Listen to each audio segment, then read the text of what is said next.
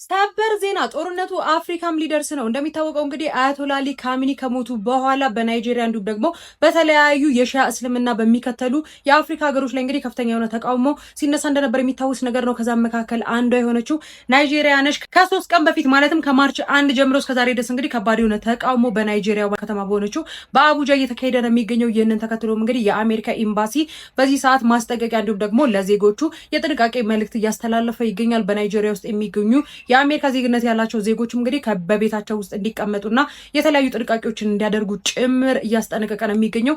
ይህ ተቃውሞ እንዲሁም ደግሞ ይህ ሰላማዊ ሰልፍ ከተባባሰና ልክ እንደ ሌሎች ሀገሮች በአሜሪካ ኤምባሲ እንዲሁም በተለያዩ የአሜሪካ ንብረቶች ላይ ጉዳት የሚያደርሱ ከሆነ ምናልባትም እንግዲህ እንደ ሌሎች ሀገሮች አሜሪካ በናይጄሪያውያን ዜጎች ላይ ጥቃት መውሰድ ልትጀምር ትችላለች የሚል ስጋትም ጭምር እየፈጠረ ነው የሚገኘው። ምክንያቱም ደግሞ በሌሎች ሀገሮች ላይ ጥቃት ስትሰነዝር እየተመለከትን ነበረ። ማለትም እንደ ፓኪስታንና ሌሎች ሀገሮች ላይ እንግዲህ በአሜሪካ ኤምባሲ እንዲሁም በሌሎች በአሜሪካ ንብረቶች ላይ ጉዳት ሲያደርሱ የነበሩ ዜጎች ላይ እንግዲህ የአሜሪካ ወታደሮች ጥቃት ሲወስዱ እንደነበረ ተመልክተናል። ይህም እንግዲህ በናይጄሪያ ላይ እንዳይፈጠር ጭምር እንግዲህ በርካቶች እየሰጉ ነው የሚገኙ። እናንተስ በዚህ ጉዳይ ላይ ምን ሀሳብ አላችሁ? ሀሳባችሁን ኮሜንት ላይ አጋሩኝ። በሌሎች አዳዲስ መረጃዎች በድጋሚ መልሳለሁ። ፕላስ ምልክቷን መጫናችሁን አትርሱ። መልካም ቀን።